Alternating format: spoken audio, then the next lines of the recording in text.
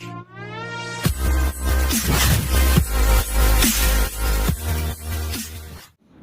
My dear friends, banking ടെക്സ്പോർട്ടിൻ്റെ ഏറ്റവും പുതിയ അപ്ഡേഷനിലേക്ക് എൻ്റെ എല്ലാ പ്രിയ സുഹൃത്തുക്കൾക്കും വീണ്ടും സ്വാഗതം.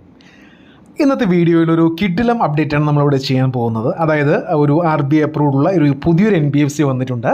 അപ്പോൾ അതിനെക്കുറിച്ചാണ് ഇന്നത്തെ നമ്മൾ വീഡിയോ ചെയ്യുന്നത്. നിങ്ങൾക്ക് എല്ലാവർക്കും ഉപകാരപ്പെടുന്ന ഒരു വീഡിയോ തന്നെയാണ്.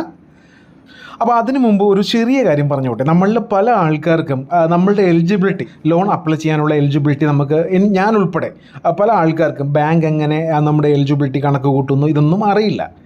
അപ്പോൾ അങ്ങനെയുള്ളൊരു വീഡിയോ, അതായത് എത്ര സിബിൽ വേണം, ഏറ്റവും കുറഞ്ഞ സിബിലിൽ, ഏറ്റവും കുറഞ്ഞ സാലറിയിൽ, അല്ലെങ്കിൽ ഏറ്റവും കുറഞ്ഞ സാലറിയിൽ കൂടുതൽ ലോൺ ചെയ്യുന്നതാര്, അങ്ങനെ ഒരു കിടിലം വീഡിയോ നമ്മൾ നാളെയോ മറ്റന്നാളോ നമ്മുടെ ചാനലിൽ ചെയ്യുന്നതാണ്.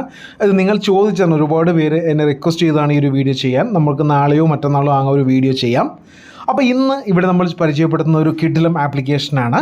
അപ്പോൾ അതിൻ്റെ ലിങ്ക് എല്ലാം ഡിസ്ക്രിപ്ഷനിൽ കൊടുത്തിട്ടുണ്ട്. ആരും പെട്ടെന്ന് ഡിസ്ക്രിപ്ഷനിൽ പോകാതിരിക്കുക. ഈ കാര്യങ്ങൾ ദയവേത് കേട്ടതിന് ശേഷം നിങ്ങൾ അപ്ലൈ ചെയ്യുക. ഇവർക്ക് സാലറി എന്ന സംഭവമേ വേണ്ട. ഇത് ഞാൻ പറഞ്ഞതല്ല, അവർ തന്നെ പറഞ്ഞിരിക്കുന്നതാണ്. സാലറി എന്ന സംഭവം അവർക്ക് വേണ്ട. ഇൻകം പ്രൂഫ് ഉള്ളവരെ അവർക്ക് വേണ്ട. അവർക്ക് സെൽഫ് എംപ്ലോയി, സാലറി ഇല്ലാത്ത ടീംസിനെ മാത്രം മതി. പിന്നെ ഞാൻ ചെക്ക് ചെയ്ത് നോക്കിയ സമയത്ത് ഇവർ കൂടുതലായും കൊടുക്കുന്നത് ഗ്രാമപ്രദേശങ്ങളിലാണ്. സിറ്റികളെക്കാട്ടിയും കൂടുതൽ ഗ്രാമപ്രദേശങ്ങളിലാണ് ഇവർ ലോൺ കൊടുക്കുന്നത്. അത് നിങ്ങൾ അപ്ലൈ ചെയ്യുന്ന മുമ്പ് നിങ്ങളുടെ പിൻ നമ്പർ, നിങ്ങളുടെ ഏരിയയിലെ പിൻകോഡ് നിങ്ങളൊന്ന് ചെക്ക് ചെയ്ത് നോക്കുക. കാരണം ഞാൻ കുറച്ച് റിമോട്ട് ഏരിയാസിലെ പിൻ നമ്പർ എല്ലാം ചെക്ക് ചെയ്ത് നോക്കിയ സമയത്ത് അവിടെ എല്ലാം ഒരു ഫെസിലിറ്റി അവൈലബിൾ ആണ്.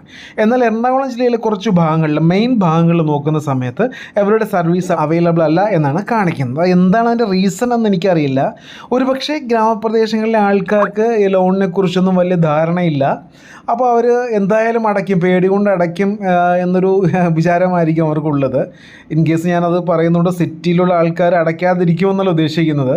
കാരണം സിറ്റിയിലുള്ള ആൾക്കാർക്കെല്ലാം ഒരുവിധ ലോണിനെ കുറിച്ചും ഫിനാൻസിനെ കുറിച്ചും എല്ലാം ഒരു നല്ല ധാരണയുണ്ടാവും. ഓക്കെ, അപ്പോൾ അത് പോട്ടെ. ഇന്നിവിടെ ചെയ്യാൻ പോകുന്നത് ഏറ്റവും കുറഞ്ഞ സിബിലാണ് അവർ ഉദ്ദേശിക്കുന്നത്. ഒരാൾക്ക് ഒരു 500 സിബിലാണ് അവർ പറയുന്നത്. അവർ പറയുന്ന 450 സിബിലിനും അവർ ചെയ്യുമെന്നാണ് പറയുന്നത്. പക്ഷേ ഞാൻ 50 കൂട്ടി പറഞ്ഞതാണ്. പിന്നെ ഒരുപാട് EMI ഡ്യൂയോ ബൗൺസോ വന്ന ടീംസിനൊന്നും അവർ ചെയ്യില്ല. അതായത് ഞാൻ മുമ്പ് പറഞ്ഞ അതേ കാര്യം തന്നെയാണ് റിപ്പീറ്റ് ചെയ്യുന്നത്.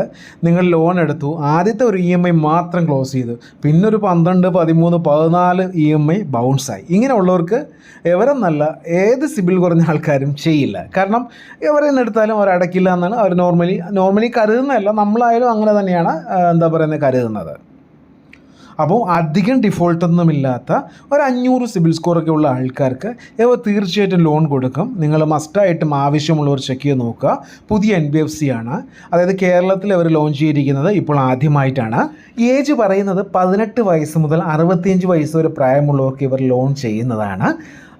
ഞാൻ ഒന്നുകൂടെ പറയുകയാണ്, ലിങ്ക് ഡിസ്ക്രിപ്ഷനിൽ കൊടുത്തിട്ടുണ്ട്. പിന്നെ അവർ പറയുന്നത് നോ മിനിമം ഇൻകം റേഞ്ച്, അതായത് ഒരു മിനിമം ഇൻകം അവർക്ക് വേണ്ട എന്നാണ് പറയുന്നത്. ഒരുവിധം ബാങ്കിങ്ങുള്ള ആൾക്കാർക്കെല്ലാം അവർ ലോൺ ചെയ്യുന്നതാണ്. നിങ്ങളത് ചെക്ക് ചെയ്ത് നോക്കുക. ചെക്ക് ചെയ്ത് നോക്കിയിട്ട് മസ്റ്റായിട്ട് നിങ്ങൾ മെസ്സേജ് സെക്ഷൻ ഡിസ്ക്രിപ്ഷനിലല്ല കമൻറ്റ് സെക്ഷനിൽ നിങ്ങൾ കമൻറ്റ് ചെയ്യുക.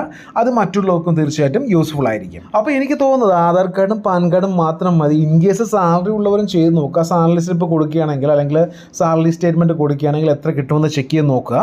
ഇപ്പോൾ നിങ്ങൾക്ക് എന്തെങ്കിലും പേഴ്സണൽ എന്തെങ്കിലും ആവശ്യങ്ങളുണ്ടെങ്കിൽ വിളിക്കാനുള്ള അവരുടെ കസ്റ്റമർ കെയർ നമ്പറും ഞാൻ ഡിസ്ക്രിപ്ഷനിൽ കൊടുത്തിരിക്കാം. എല്ലാവരും, അതായത് ഒരു കാരണവുമില്ലാതെ വിളിക്കില്ല. നിങ്ങൾ ആവശ്യം എന്തെങ്കിലും ഉണ്ടെങ്കിൽ ആ നമ്പറിൽ നിങ്ങൾക്ക് വിളിക്കാവുന്നതാണ്. ഇതിൽ നിങ്ങളുടെ പേര് കൊടുക്കുക, നിങ്ങളുടെ ഫോൺ നമ്പർ കൊടുക്കുക, നിങ്ങളുടെ മെയിൽ ID കൊടുക്കുക. ഇതെല്ലാം നിങ്ങൾക്ക് അറിയാവുന്ന കാര്യമാണ്. കൊടുക്കുന്ന സമയത്ത് അവരുടെ സൈറ്റിൽ പോകും. അവരുടെ സൈറ്റിൽ കറക്റ്റ് കാര്യങ്ങൾ മെൻഷൻ ചെയ്യുക. പിന്നെ വിട്ടുപോകണ്ട. ഞാൻ ഒരു പ്രാവശ്യം ഇതിൽ അപ്ലൈ ചെയ്തുകൊണ്ടാണ് എനിക്ക് അങ്ങോട്ട് കാണിച്ചു തരാൻ പറ്റാത്തത്. നിങ്ങളുടെ Aadhaar card number, pan card number, അതുപോലെ തന്നെ നിങ്ങളുടെ മോഡ് ഓഫ് ഇൻകം ചോദിക്കുമ്പോൾ അതിൽ സാലറി ഉണ്ടെങ്കിൽ സാലറി തന്നെ കൊടുക്കുക. അവർ സാലറി ചോദിക്കുന്നില്ല.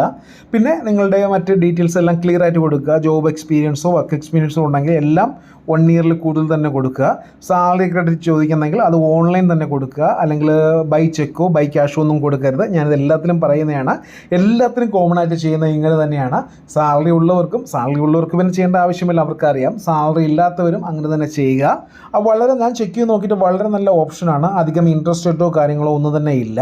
പിന്നെ ഇതിലും എടുത്തിട്ട് ഡിഫോൾട്ടർ ആരും പിന്നെ ഇതിലും ലോൺ എടുത്തിട്ട് ആരും ഡിഫോൾട്ട് ആകരുത്.